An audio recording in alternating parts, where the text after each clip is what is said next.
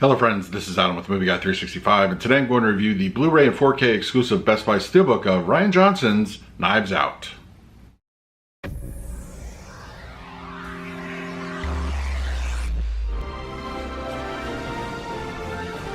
If you're new to the channel, please hit the like button, subscribe, hit that bell notification. I put out videos every single day. You can also find me over Twitter, Instagram, and Letterboxd at Movie Guy 365, as well as over at the Disney Magic Hour podcast. I'll put a link for that in the description. Also, if you want to win a chance to get a free Blu-ray and 4K combo pack of Star Wars The Rise of Skywalker, I'm holding a giveaway for that. So in order to qualify, you need to be subscribed to my channel. You need to hashtag MovieGuy365 in the comment section of this video or any video until March 31st, 2020. And you need to like the video. I will select somebody randomly on April 1st, so good luck. All right, Knives Out is here in a Best Buy exclusive Steelbook edition.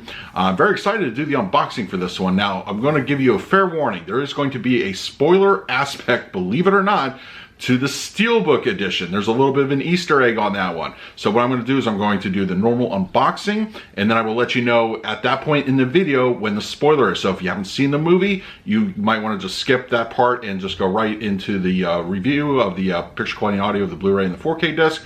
And but just to let you know, there is a spoiler in the unboxing. I really can't believe I'm saying that.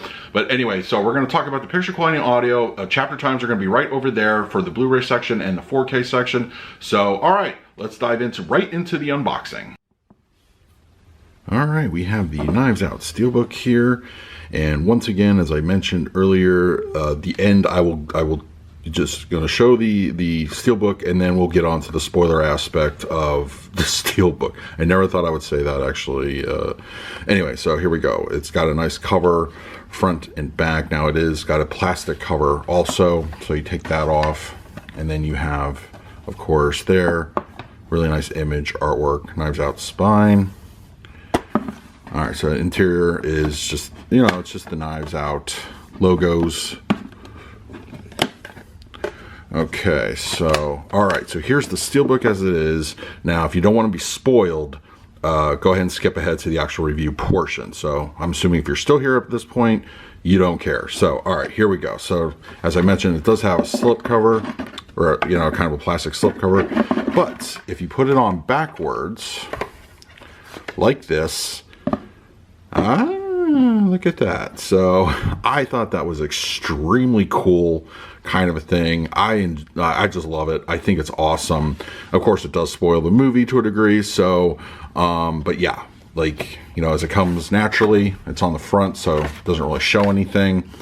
But yeah, love it. Love the Steelbook. So, all right, let's now talk about the picture quality and the audio.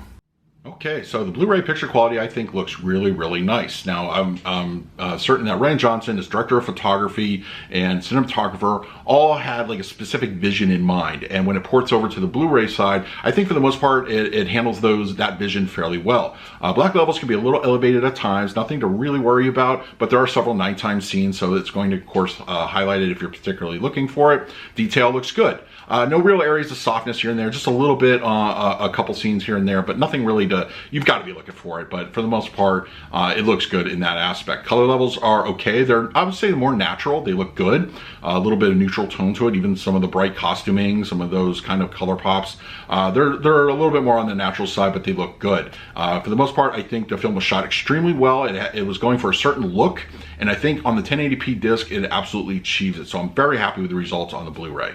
On the 4K side of things, we're given a beautiful HDR and Dolby Vision grading. I would say it's a little bit on, when it comes to the HDR, I feel it's a little bit on the low side. Now, I was checking the specs per running on, as far as nit levels go. They capped out around 200 or so, a little bit above.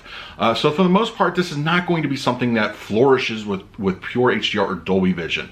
So just keep that in mind. This is not going to be a game changer over the Blu-ray. I think it's a good bump.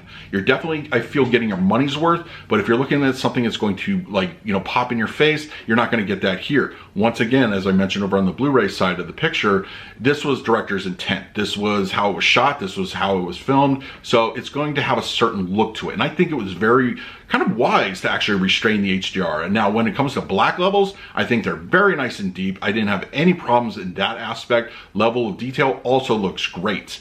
Color levels, they're natural. They're very natural. Nothing is going to stand out in any particular way. It's a beautiful overall just upgrade over the standard Blu-ray as far as picture goes. Now, it's not going to be mind-blowing, so if you're one of those that really want your HDR or Dolby Vision to just pop everything off the screen, you might be disappointed in that respect. But I think for what we get here, it's a beautiful looking picture. I enjoyed it quite a bit. Thankfully, the Blu-ray and the 4K share the similar audio mix, so it's basically coming down to Dolby Atmos track, and I feel for the most part it is a very good audio mix. Now, this is something that is not heavily reliant on, you know, just there's no explosions, there's nothing that's really going to, you know, send this to the next level, but what it does in a very nice way. Front channels sound great. All the action's relegated up front for the most part, and your center channel dialogue comes through nice and clean, clear. Your sides, your rears, seamless transition. There's a bit of ambience in the background at any given moments. You know, usually people talking, nature sounds, that sort of thing. Musical cues are really good. They fill the room nicely, and I think for what we get on an Atmos mix, it's a very good. It's strong. It's heavy.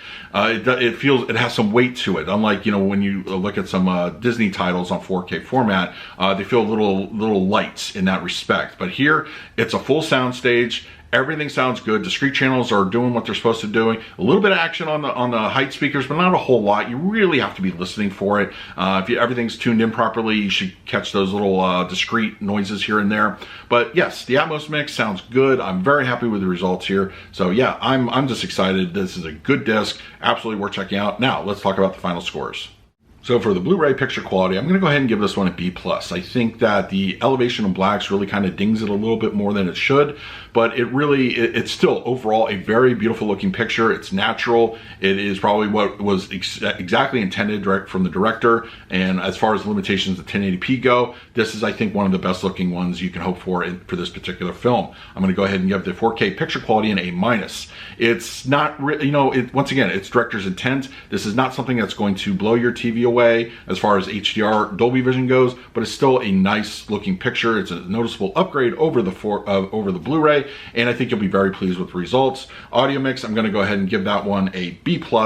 It's strong. It's got some weight to it. All the speakers are in play at some given moments here. It's not consistent throughout the film, but I think for the most part, you definitely get what you want as far as this kind of movie goes. It definitely fills the room. I highly recommend you watch it utilizing your surround sound speakers or whatever your particular setup is.